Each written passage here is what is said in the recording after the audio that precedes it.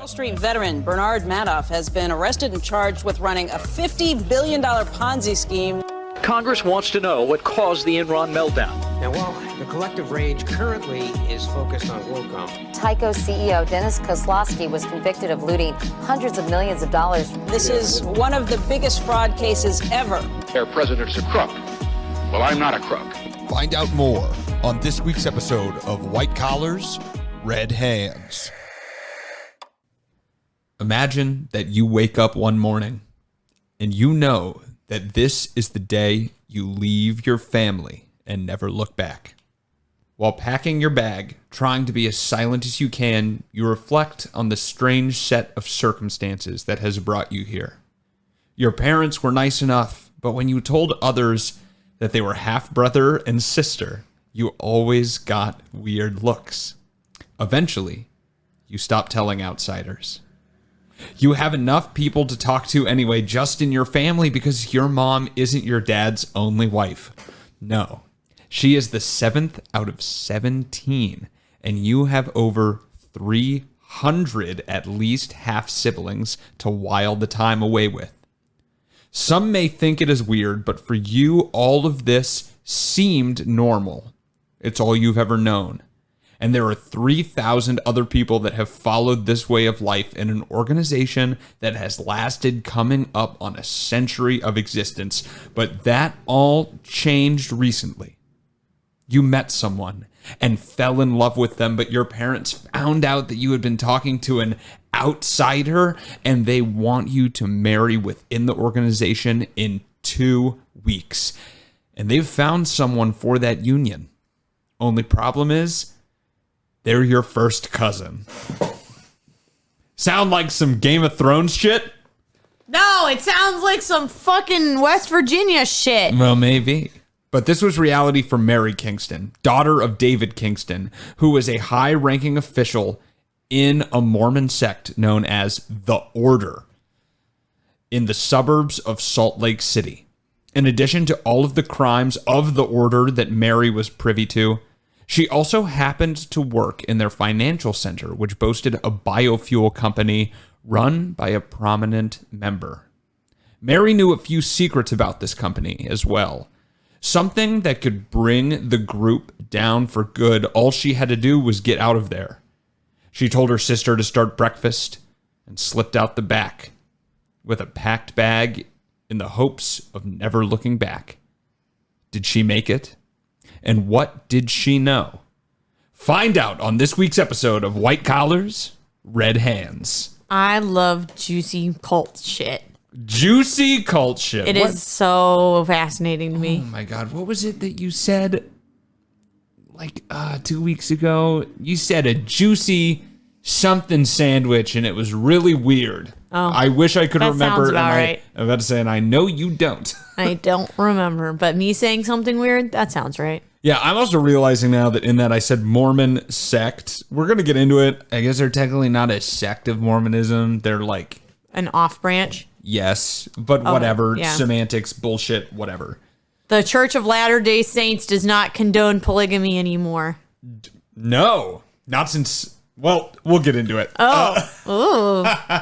Welcome back, everybody. White Collars, Red Hands. My name's Kashan. And I'm Nina. And we're back with another episode for you today, all about the Order and the Book of Mormon.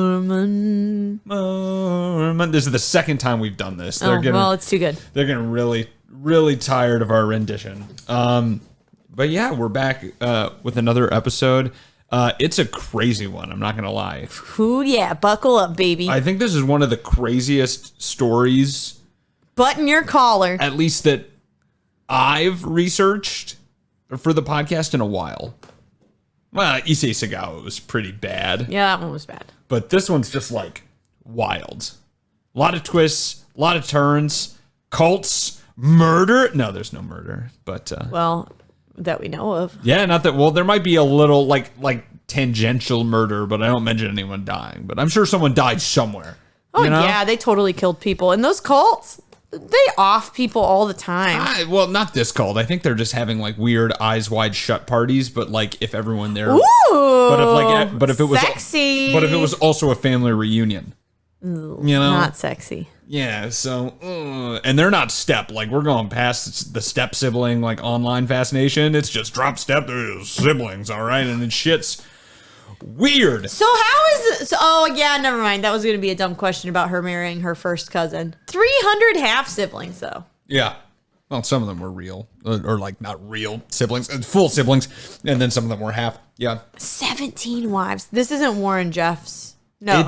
It's not. Did we talked about them? No. No? I just watched they're also evil. What was the Netflix documentary? Pray, Sleep, Keep, or something like that? I don't know. I was gonna say Eat, Pray, Love, but it's not Eat, Pray, Love. It's definitely not Eat, Pray, Love. Oh man, I couldn't finish the Mormon one. Well, you get a little knockoff today. Well, there was just too much assault happening in that. It made me sad. Speaking of assault, let's get into it. Do we need to give a trigger warning? No, not really. Okay. Okay. So, what exactly is the order? Right. Well, that isn't the only name it goes by. It is also known as the Latter-day Church of Christ, not the Church of Latter-day Saints. The Latter-day Church of Christ, and not the LDS, but the LDCC. The Kingston Clan. You lost me there. Or the Davis County Cooperative Society. None of these names are good. No. They all are red flags. Well, they got the order. That's pretty ominous. That's scary too, yeah. That one sounds at least a little bit cool. But no matter what you call it, it basically was established way back in 1935 by Charles Kingston. Charles had become angry that the Church of Latter-day Saints, which most of us, like we said, would refer to as the Mormon Church, which Charles had been a member of, was ditching the thing that Charles liked the best about his religion, plural marriage, like we had just mentioned. Kingston wanted to still be able to have his like 15, 12-year-old wives. All right, that's all he wanted. He's like, let me keep my amount of wives where the amount is more than all of their ages. You know, that's so all. Gross. That's all I want. How dare you, Mormons, for giving that up? Yuck. So he began stirring up some polygamy talk with other Mormons. All right, after the church divorced the plural marriage idea in 1926. Oh wow, that long ago. 1926. That's almost 100 years ago. Yeah, that's actually kind of wild. I mean, I'm sure that it was a slow break, right? But yeah, yeah. My favorite thing is that like Brigham Young, 12-year-old wives for sure. Joseph Smith, 12-year-old wives. Checkmate, Mormons. Do y'all know how annoying 12-year-olds are? They're super fucking annoying. Why would you ever want to marry one? Oh, you're a creepy old man. That's why. They're so annoying. That's why. You're a pedophile. Oh, that one? Maybe that one. So this fervor would eventually lead to Charles Kingston's excommunication from the Mormon Church. They kicked him the fuck out. But he took his multiple wives and some other plural marriage supporters and started a commune in Bountiful, Utah. This town's named Bountiful. I'm not describing Utah. No. Which is not very bountiful. Well, it is beautiful there. I mean, it's okay. Well, I've never been there. I've just seen pictures. Great. It's okay. Colorado's more beautiful. Yeah, I lived there. I lived in Arizona. Well, I didn't live in Utah, but I lived in the area. Okay. Yeah. But they still have a presence there to this day in Bountiful. So as mentioned in the intro, the order does not only believe in plural marriage, but also incestuous relationships in an attempt to keep their blood pure. Oh my God. This is like that Edgar Allan Poe story, The House of Usher. The Fall of the House of Usher. Oh, that was one guy who liked his sister. No, but they were but weren't their parents incesty too, so that they could keep the bloodline pure? I don't remember. I just read it recently, and I remember them being like, "Wow, that guy really likes his sister."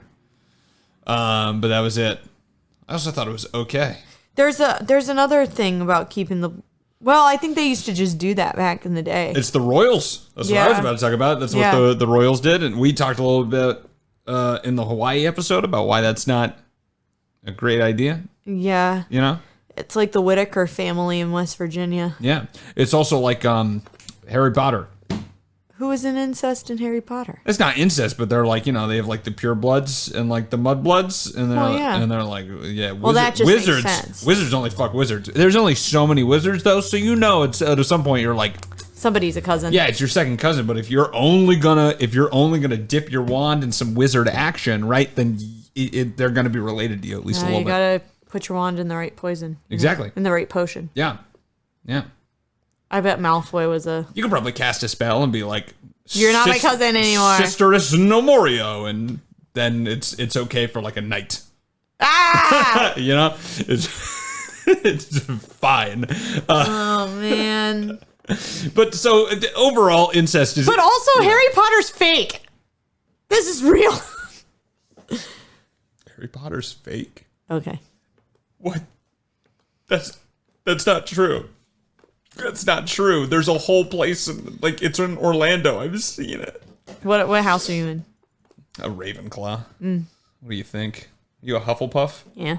Of course you are. It depends on the test. If I need something found, I'll call you. Fucking loser. So I'm either a Hufflepuff or a Gryffindor, depending on the test. Yeah, you're a fucking Hufflepuff, let's be honest. Yeah. So... I'm not good at anything. Like, off of Harry Potter. Okay, sorry. Back to the incest. Mormon. Back to the Order. Okay, back to incest. The Order of the Phoenix. It's obviously... Ooh, nice tie-in. It's obviously not such a good idea. Yeah, don't but the fact fuck that your cousin. These families can have so many kids, and the more kids, the more relationships that can be created, which means that their numbers have grown now to an estimated 3,500 members to this day. Well, be fruitful and multiply. Well, that's what they do. God told you to do it. Yeah, because it makes more of them. Yep. So that's just what they're trying to take over. Well, it is. I mean, I will say across the board in Christianity, there is a message about having children so that you can create a bigger army for Christ. Yeah, and then because when you have children, you can brainwash them however you want.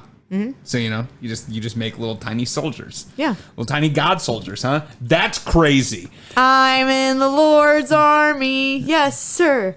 I'm in the Lord's army. That's wild because those same people are like, let's stop making child armies. The infantry, and they're literally making a child army. You might as well support Pol Pot. Whoa. I may never fly over the enemy, but I'm in the Lord's army. Stop. I sang that song so many times. They also, the Order, that is, have some interesting views on finances. They truly live in a collective society. Today, their members do not live on a big commune, but in normal houses, driving normal cars and working normal jobs. But whatever compensation they earn from these jobs goes into a central fund controlled by the Order, like a bank, a central financial unit that is then distributed back to members based on need. Therefore, whoa, that's interesting. Yeah, therefore, the financial dealings of all the members are monitored and controlled by the Order. You give the money in that you make, and then you say, here's what I need for rent, here's what I need to pay these bills, and they give it back to you to pay those. So I have heard that Mormon breakout cults, especially, that does kind of tend to be the system. I just didn't know it was based on need. It was part of the, well, it's based on need only, just like you say what you have to pay, and then they give it to you. Mm-hmm. It's actually, I forget the name of it, but it was a tenet in Mormonism that the core Mormon church also gave up. So that's why a lot of these offshoots of the Mormon church still do it, because they're like fundamentalists, where they're like, this used to be what we do. Yeah. So we're gonna still do it. And that's why we're also still gonna have 12-year-old wives. Because they kind of, if you're a fundamentalist Mormon, they go a little bit together. The Order is currently spearheaded by 9 brothers who are direct descendants from Charles Kingston, which they also believe is like a direct line, like back to Christ, but like whatever. And the primary leader of these 9 brothers is Paul Kingston, who has been the figurehead since 1987. They've had like 4 Kingston leaders. He's the most recent one. He's still there. It's like in North Korea. It's just like dynastic, right? Yeah. I mean, it's like, unfortunately, a lot of things back in the day, that's all we did. We're like, that family's the chosen family. Yeah. So. I mean, we see it still today in a lot of European countries where, I mean, obviously they're figureheads at this point, but we still see it. Yeah, I mean, yeah, it's fair. I don't even know if a lot of places still have even a symbolic monarchy out there. I mean, more than you would expect. yeah, I mean, the families are old there, right? So even if it's not a symbolic monarchy, they still have people or families that have been powerful for thousands of years, right? But one of these brothers, one of the 9, was Dave Kingston, who, as we mentioned, is Mary's dad. They all have very generic names. Oh, they're biblical names, whatever. And as mentioned, he had many wives and multiple hundreds of children. And he had also served 4 years of a 10-year sentence earlier in his life for incest and unlawful sexual conduct after one of his wives, which happened to be his 16-year-old niece, ran away and made it to police. As far as I can tell, he's pretty much the only one who's been charged with those kind of crimes. That's disgusting. Yeah, but he came back and everyone was still like, yeah, we love this guy. He's still. What happened to the niece? Did she break out? Yeah, I think she stayed out. Okay, good. Of it. That poor thing. Which is funny, though, because they welcomed this guy back, and he was still doing everything he was doing before, but they'll publicly be like, oh, we don't support underage marriage, or we don't support... Yeah, right. Shut the fuck up. We don't support incest or whatever. You're like, but you kind of do, though, because he came back, and he's just doing everything, and you were fine with it. So, like, yeah. You welcomed it back with open arms. Yeah. Now, there was Mary, who had been sent to get an associate's degree in accounting so that she could work in the order's financial center where all the money comes in and out of. They literally have like a whole building, like an office building with people that's their job. They control the finances in and out. I mean, they would kind of need it. Yeah, well, 3,500 people managing the finances of that many people, you got it. And they do this. They send people out to get education so that they can work for the order. So they'll be like, that is really interesting that they do that. Yeah. Like expose them to the quote unquote like real world and then have them come back. Well, so they're super monitored. So I guess Mary. Oh, yeah. Mary said that when she went to school, she would have to get like transported there by her brother and then picked up by him every single day.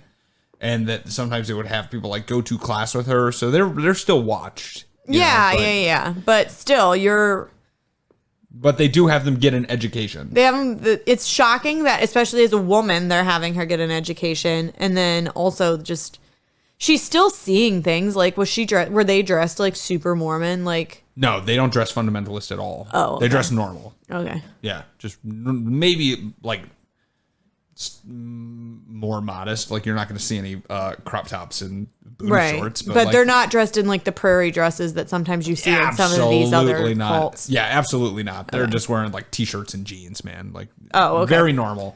But they're not normal. They're not underneath. Mormon underwear joke. Didn't even think about that. Sure. Oh. That's what I did. Yep. Oh, man. That was such a smart, funny thing I said. That's awesome. While she was working in the financial center, she began to get very familiar with the main topic of today's episode, Jacob Kingston. Jacob Kingston is not her dad. David Kingston is her dad. David Kingston. There's a lot of Kingstons. They're called the Kingston clan. They love that name. But yes, Jacob Kingston is the main person of today. David Kingston is Mary's dad, but he was a top-ranking official within the organization. They literally had like, they have this group called the Numbered Men, where literally they get numbers. So Jacob Kingston was number 95, and that's like their elite. If you make it to being like high up in the group, they give you a number. Is it the Mormons that believe that only a certain amount of people are going to heaven? No, that's Calvinism. But Jacob Kingston was a numbered man. All right. And he was pulling in the most money of all of the order's members. But underneath all that money lingered even more skeletons in his family's closet. Bum, bum, bum. So Jacob Kingston was an educated man, all right? He received his doctorate in mechanical engineering from the University of Utah in 2006. For what reason? The order sent him to get a doctorate? A job that pays money. Oh, heard. You know? And immediately upon his graduation, he wanted to find a way to contribute to the order. Jacob had the idea to get into the business of making biodiesel. Now, if you aren't familiar with biodiesel, it is a fuel that can be made from various oils, such as vegetable oil, animal fat, or even used fryer grease from restaurants. The latter of which supposedly makes the car smell like French fries while you're driving it around. I would be starving all the time. That's what I'm saying. It's funny. I knew you'd say that. You'd be like, but I'll be so hungry. Yeah, I would be. Yeah, you want to just like I love French fries. take a swig out of your gas tank. Then if you're siphoning gas, maybe it doesn't taste so bad, huh? You're gonna get fucking robbed. All your gas is gonna get stolen. drink all my gas. I was like, all your gas is gonna get stolen because the thieves are gonna be like, that one tastes good. That one tastes good. I'm going back for another large Capri Sun. Have you ever had your gas siphoned? No, but I just got, like, no one was stealing it out in Arizona, and I just got a car here. It's locked, so it'd be hard to get in there. I've definitely had my gas siphoned. Nice. Not here, though, in Ohio. Nice. Is that a euphemism? Or? Absolutely. Gross. Jacob was intrigued with this business because the government at this time had recently introduced tax credits for companies that made biodiesel as a going green initiative. And at the time, the government was basically giving you around $2 a gallon just to make the biodiesel. And then you still got to keep all of the profits from selling the fuel after that. Interesting. So they give you a tax credit for every gallon you make, and then you get to sell it at whatever market price is and get it back. So with dollar signs in his eyes, Jacob Kingston started his company, Washakie Renewable Energy. Was that like the county? Well, it's either named for the ghost town in Utah and or a prominent Native American leader. I'm not sure which one it is, but I kind of doubt the Native American leader, just given their whole vibe. Yeah. You know? Yeah, that doesn't seem very on brand. Yeah, I searched Washakie. The only thing that came up was like ghost town, Native American leader from like the early 1900s. Interesting. Who knows? They built a plant, though, in the middle of nowhere, Utah, in a small town called Plymouth, and almost exclusively employed members of the order, including Jacob Kingston's mother and his first wife, Sally. Those are two different people, correct? His mother and his first wife? Yes, his mother's name is Rachel, but it's yes, you do need to ask that. I do need to ask. And by the way, when I say first wife, I obviously don't mean they got divorced. All right? No, sister wives. Yeah, first of a few. I think he had 3. So a little bit more modest than David. Kept it to 3 instead of 17. Okay. Could you? Oh my God. I have a struggle when my roster gets past 3.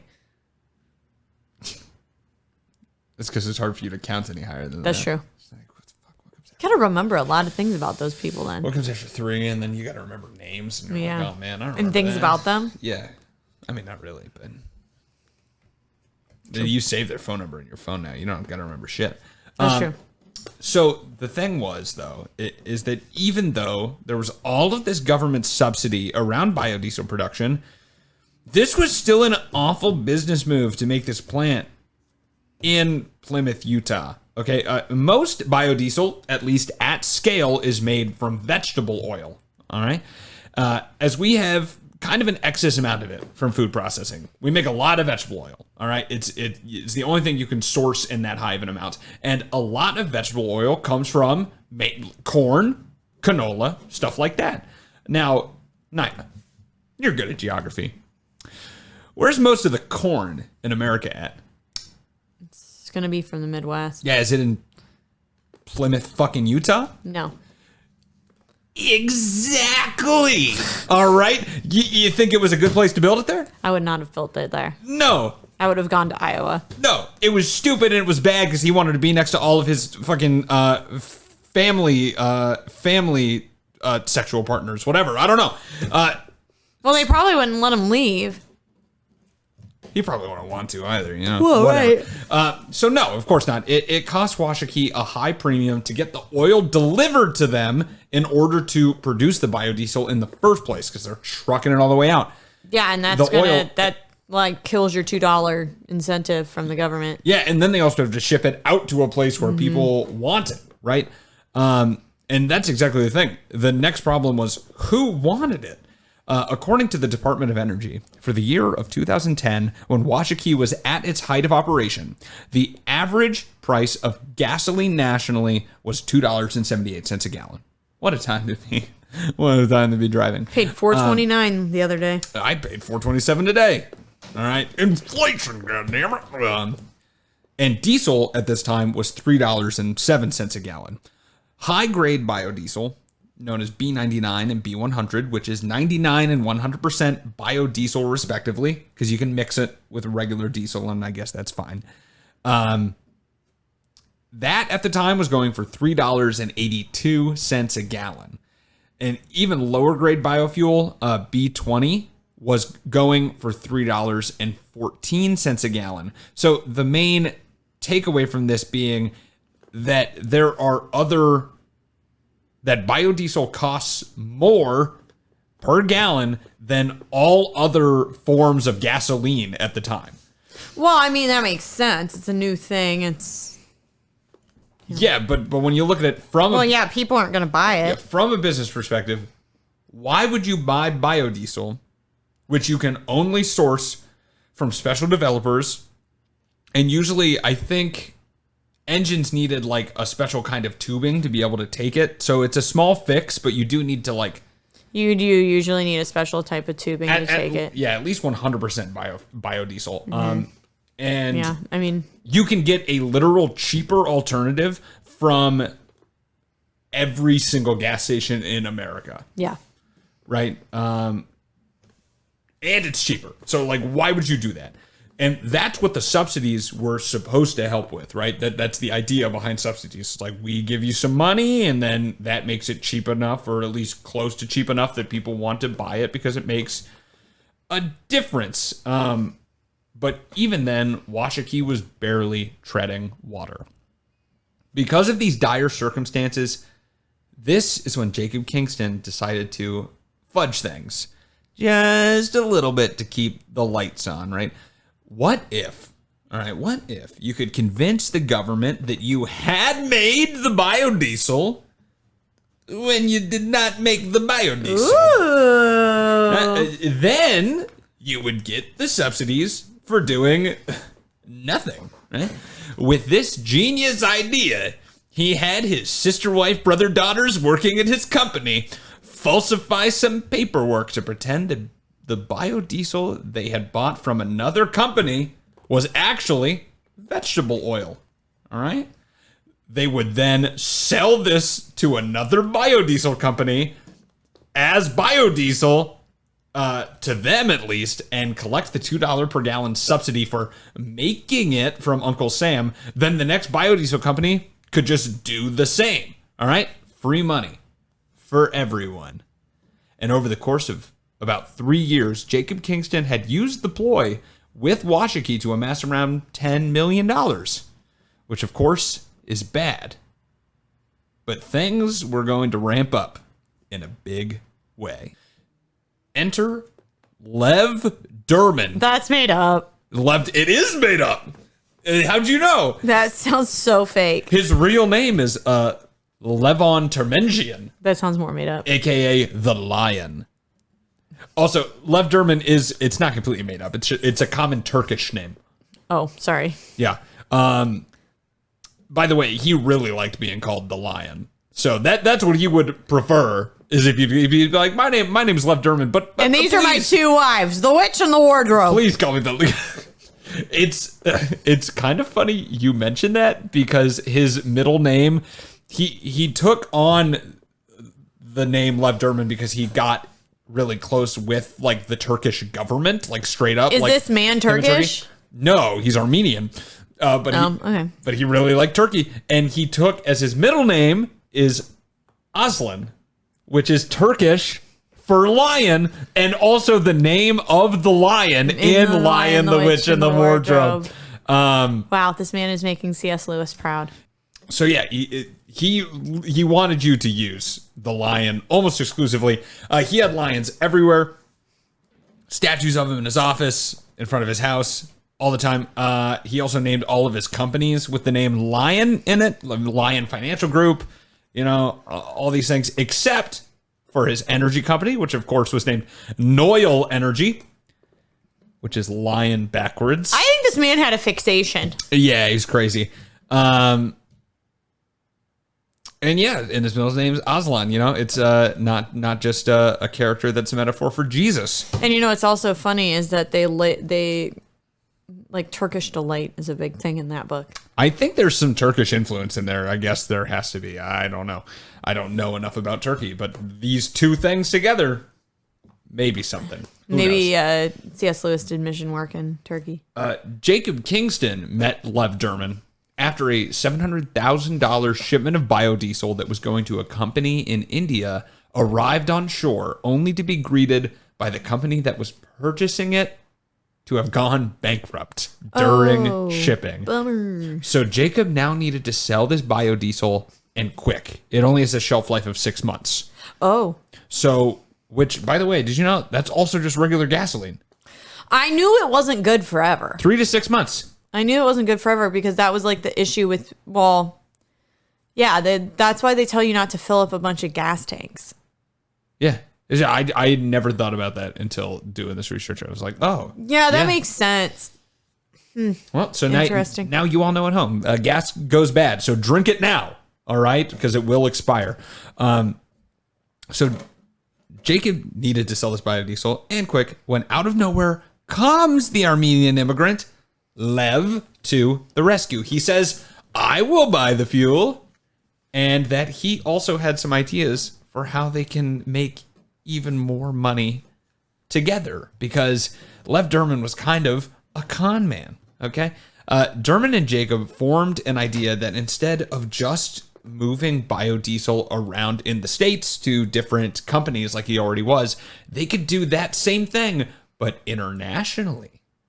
They started shipping the same order of biodiesel around the world, saying they exported it as biodiesel and then imported back more feedstock for the biodiesel process, such as vegetable oil. So they were doing that same kind of scheme between companies, but now with like big freighters of like biodiesel internationally. Okay, so sorry, I think I misunderstood. So they've got this biodiesel that they bought, and then they're selling the biodiesel that they bought to Walmart.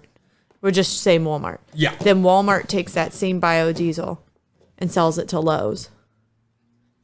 And then Lowe's takes that same biodiesel and sells it to Target. Yes, but whenever one of those gets it, they don't say, the company receiving it doesn't say they're buying biodiesel.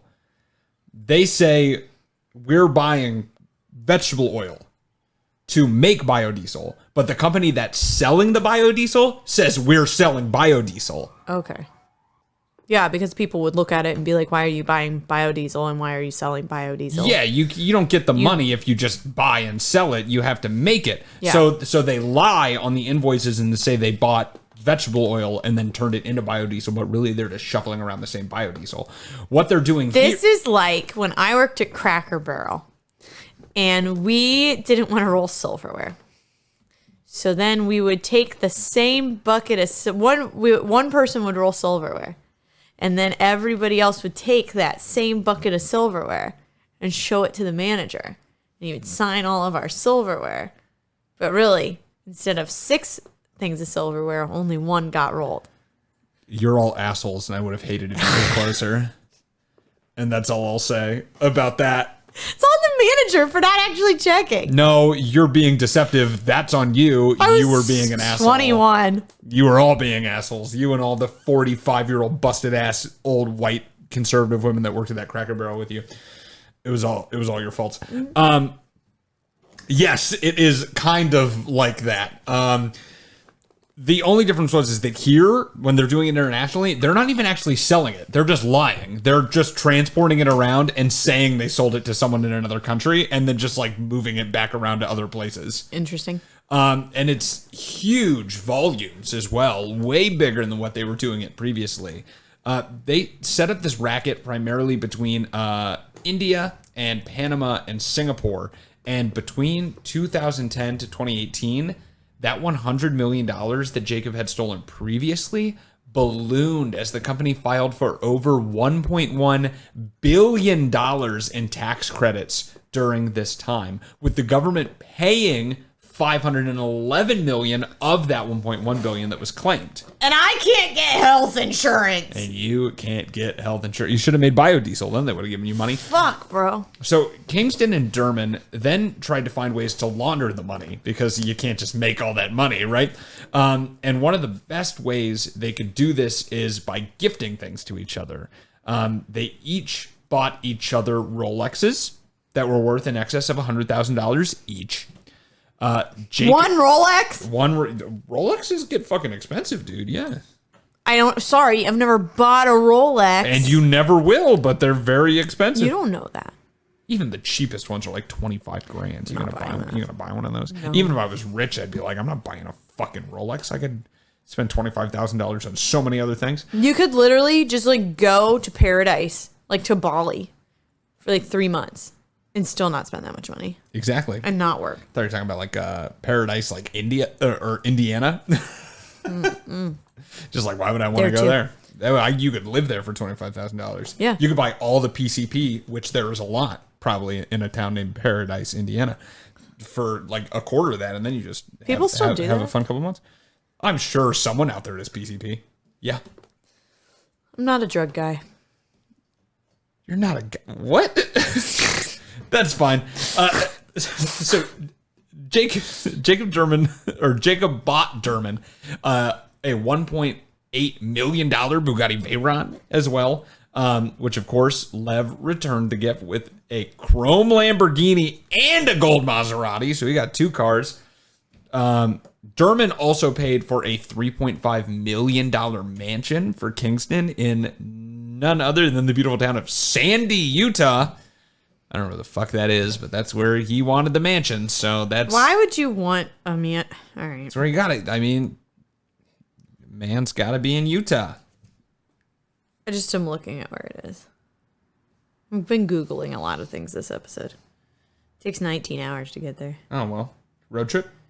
Yeah, let's go to Sandy, Utah. If we get in the car right now, we'll be there by like 6 p.m. tomorrow. It's not that far from Salt Lake. Oh, well. Well, that was where they were headquartered, so I figured it wouldn't be too far. Yeah, because there's it, and there's Salt Lake. No, well, there you go. So he has a $3.5 million mansion out there. Meanwhile, Durman bought himself a luxury hotel in California and a $12 million yacht that he kept in Turkey. Once again. What the fuck? The yacht's more expensive than the mansion? Yeah. That's dumb. They built it in Sandy, Utah. All right. Yachts are expensive, man. I don't know what to tell you. It's a house, but on the water. Hey, I like it a yacht. You yacht to be kidding me that it's that expensive. We've done these already. I know, but they won't remember. They do. You don't remember. They might remember. I think you remember, listeners. I give you more credit than that. How dare you? That was like 5 seasons ago. Yeah, someone out there remembers. It's called a callback. You think they all have dementia? No, but I'm just saying that Alzheimer's. That everyone that listens to this is 75 years old, and someone their kids just turned it on so they could have something to listen to, so they want to talk to them for any longer. Is that what you think this is? And they're sitting there going like, "Who are these people?" It's just a callback. Why are they talking about incest so much? I feel weird. I feel weird. Do and then you know them? They just say that over and over again because they forgot they said it in 30 seconds. No, that's not our listeners.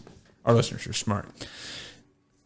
Smarter than me, actually, I think. So Lev Durman, he kept his yacht in Turkey. Like I said, he had really close ties with politicians. There's a lot of strings there I'm not going to get into, but he did. He also bought himself a waterfront mansion in California, which I'm sure cost a little bit more than the one in Sandy, Utah. Also, like many people we talk about, Lev loved private jets. and was known to fly his all around the world. And obviously that's, I think he had multiple. He had like 3 jets. So that's expensive, right? The order always preached living modestly, right? And communally. But it seems as if they turned a blind eye to Kingston's extravagant spending during this time, probably because he funneled $30 million from the scheme into the church's pockets during the entire duration. Probably could write it off as a charitable donation, too. Probably. But the spending of the men was incredibly brazen.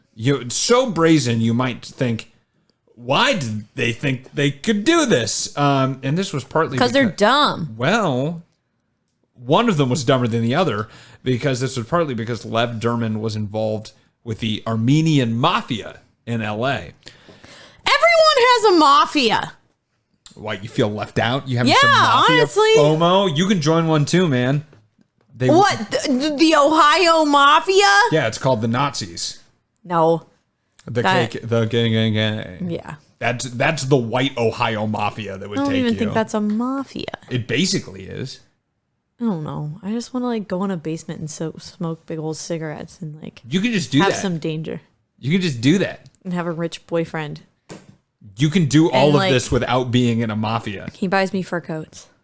Okay. You can still do all of this without being in a mafia. What is the mafia thing you want? I don't know. It sounds cool. You want to kill a guy, huh? I don't. You want to murder a guy, Nina? I just want to know my boyfriend. Is that will when you do want to it be in a for me. mafia? No, I just want to know my boyfriend will do it for me. You want to date a murderer? Okay, it just depends on why he committed murder. Oh I'm my just God. kidding. I'm kidding, not everybody. listening to this. Guys, I'm kidding. So Lev This Derman, is a joke. he's in the Armenian mafia in LA, and he had convinced poor dumb Mormon adjacent cousin fucker Jacob Kingston that he had a secret underground network of connections to corrupt cops and politicians, all on Derman's payroll, that he called the umbrella of protection. He didn't have that though. Or he did have it. Not really. Okay. They got caught. You think he had it? No. So Jacob believed that this would make it virtually impossible for the men ever to be investigated or charged for their crimes, and references to the umbrella were found in multiple communications between the two men. So He clearly never saw The Departed. I haven't seen The Departed, so What? I'm sure is it like this? There's an undercover cop who blows the mafia cover. Oh, he blows the mafia? I've seen that video. Yeah. It's shit. What's that guy's name? Matt Damon. Al Capone, my God, I'm gonna come. I love that thing. I love that. That's my favorite mafia-themed gay porn, actually. And there's a lot, so to pick Really? one favorite one. No, this is a joke. Jesus. I feel, but there's a porn for everything. If there's that SpongeBob SquarePants porn, there's mafia porn. Now I want to Google mafia. No, porn. later. So even stupider is that Jacob paid handsomely for this privilege. The way the cuts broke down is that Lev Derman got 25% of the proceeds from the scheme. All right. Kingston got 25% of the proceeds, and 50% went to pay the umbrella. What? Which basically means that Lev Derman got 75% because the umbrella did not exist, at least not in the capacity that Jacob Kingston thought that it did. What a dumbass. It's highly believed that Lev Derman just thought that, well, Jacob Kingston's going to get caught at some points, but I'm not going to get caught because he can just fuck off to Turkey, or, you know, he can just Yeah, and just not come back. Be like, oh, it was his business, right? Because it was technically it was Kingston's business, and just so he thought he could get away, but people were starting to ask questions, small umbrella or not. And in 2015, the IRS was starting to get suspicious about the large amounts of money that they were paying to Washakie, and conducted their first audit of the company. Supposedly, during the audit, the IRS investigators would ask for additional paperwork, and these people at Washakie would be making it in the back on Microsoft Word or some shit. Paint. Yeah, they're literally making it as they're asking for it. And even though they were doing that, they passed the audit. They flying colors. They got audited a couple times. That's the Lord. God did that. Also, that's where it was good that they were all members of the order that worked there, because they were all like, yeah, we'll lie. Yeah, I mean, well, you're going to hell. They're like, we don't fucking care. If you don't do it, you're going to hell. Yeah, we'll lie. That's a good incentive. But covertly at the same time, the EPA also started an investigation into the company. For a while, though, all of this effort turned up nothing. Jacob had funneled the money through multiple bank accounts, many of which were under the control of the order, which, because of its secrecy, the feds didn't know that these companies and accounts were actually related to Jacob Kingston. They just saw all of these unrelated accounts that they couldn't find ties to Jacob Kingston to, getting money and dealing with money from this. So they thought it was all kind of above board. That is until Mary Kingston ran away from the cult to be with the man that she met in college. Whore! And he convinced her to approach the FBI with what she knew about the incest and what she knew about the financial crimes going on at the order, including Washakie Renewable Energy, from her time working in the financial center. Hey, there's some incest going on. Also, Financial crime. so much financial crime. After hundreds of hours of meetings, the FBI finally decided to make a move. And in February of 2016, the FBI raided the offices of Washakie and the Order Financial Center. And what they turned up was absolutely nothing. The feds said that when they raided the offices, they found the hard drives of all the computers completely wiped. So someone tipped him off. And even noticed dust patterns that seemed to insinuate that folders had just been there previously, but hadn't been removed in the rush. Damn, someone tipped him off. It turns out the umbrella was at least kind of real, as someone in the know contacted Jacob Kingston a few days before the raid, which gave them just enough time to hide or destroy any evidence of their crimes. Well, at least they destroyed everything in the offices. Unfortunately for them, they could not wipe all of the Washakie emails that were housed on an external server by a third-party company. And once the feds got their hands on the emails, they found detailed communications of all the crimes committed by Jacob Kingston and Lev Derman. In August of 2018, Jacob Kingston was arrested while attempting to board a plane to Turkey. His brother Isaiah, who had acted as the CFO of Washakie, was arrested later that day. And the lion, Lev Derman, was arrested after entering a government building to discuss a completely unrelated matter. Just walked into a federal building. He has a parking ticket and he's trying to contest. I'm not paying this, okay? I was there for 2 hours and 1 minute, and it was 2-hour parking. What did you say your name was again, sir? I'm the lion! They just like SWAT people break in. Get on the fucking ground! All this because I was 1 minute over the parking. Jacob Derman and Isaiah are all charged with an excess of 40 counts of fraud and money laundering. Each or total? I think they all got charged with the same counts. Additionally, many others are slapped with charges relating to the case, including Jacob's mother and his wife, once again, separate people. After submitting not guilty pleas, all of them, except for Derman, decide to take a plea deal and agree to testify against Lev in his trial. So they all kind of turn on Lev Derman. Damn. And be like, okay, that's the guy. We'll all turn on him. The poachers get the lion. Nice. Thank you. Nice. Thank you. The trial lasts 7 weeks. The jury deliberates for 8 hours, and Lev Derman is found guilty on 10 counts of fraud and money laundering. In April of this year. That took a long time. Yeah, the raid was in 2016. They got arrested in 2018. Their sentencing was actually delayed because of COVID. Yeah, that makes sense. So, it did take a while. But in April of this year, he was sentenced to 40 years in prison. So he'll probably die there. He's in his 50s, 60s. Yeah. Jacob Kingston was sentenced to 18 years, Isaiah to 12, Jacob's mother to 7, and his wife got 6. So what are they doing with all those kids? You know, there's a bunch of other people. They have like 4 other moms. They're fine. All right. They're fine. I'm worried about them. Oh, yeah? I mean, I'm worried about them for completely different reasons than their dad going to jail. But yeah. Well, their mom and dad are in jail. They have other moms. Yeah, but they don't love them. They don't love this mom either. You don't know that.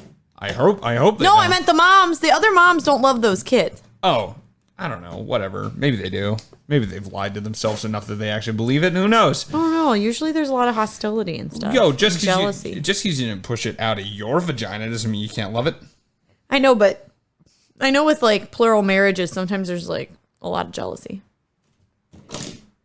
There's a lot of jealousy in regular marriages. I guess that's true. Derman was ordered to pay in excess of $442 million in restitution to the IRS. Whoa. With an additional $181 million money judgment against him.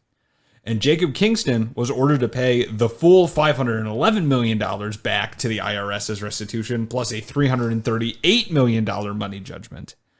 Unfortunately, even with Mary coming forward, though, there have not been any additional charges brought against the order.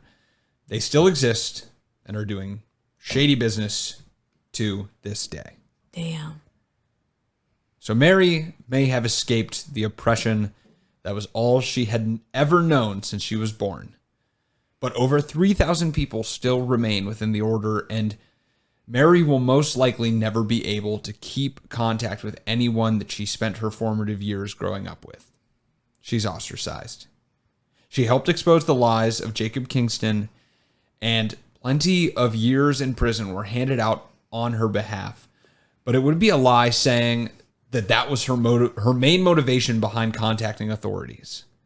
As the order is continuing to this day to perpetuate their ideas of incest and underage forced marriage to these young girls of these young girls to much older men. And since this is White Collars, Red Hands, do you really think that Washakie Renewable Energy was the only business that deals in the shadows on the books for the order? The members, and therefore the order itself, owns businesses all across Utah and maybe even further reaching than that.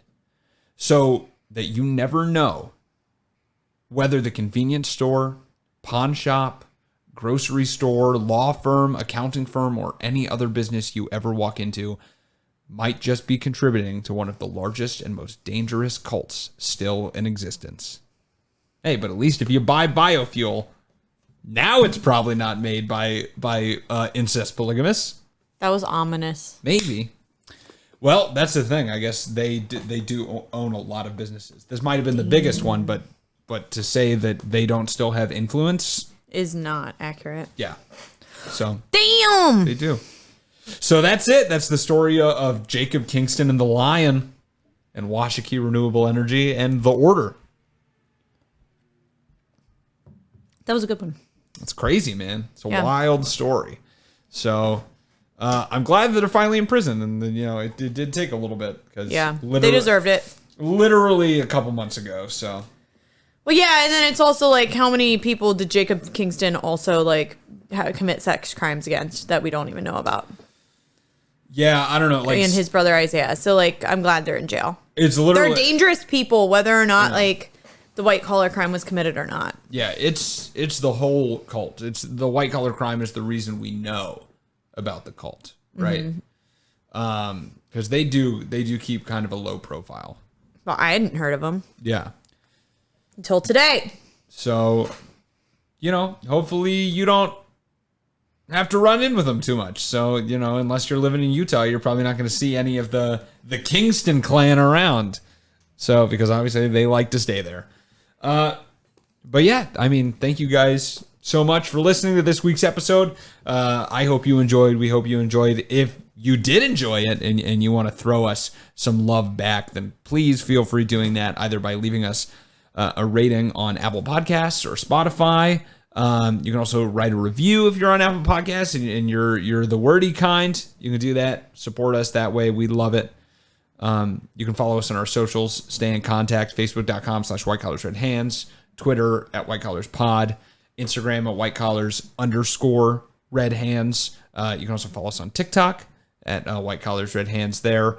You can drop a line to us through our email as well, whitecollarsredhands@gmail.com, or you can go to our website, whitecollarsredhands.com, and contact us through there. And hey, while you're there, you might as well click that button that says check out the merch and get a shirt, wear it around, and then tell people everything you've learned about the order, and you can enlighten other people on Mormon adjacent cults that commit financial crimes.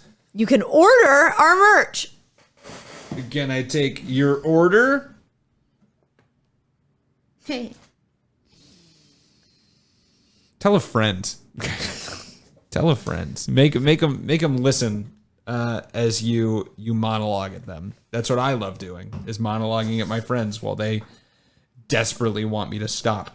So do that, but do it about White Collars Red Hands. It would really, really help us out. Hell yeah. Yeah, and I think that is all of it. That's all she wrote. So thank you guys so much again, and we'll see you next week on another episode of White Collars Red Hands. Oh, Jesus. That was my order voice. Oh, yeah?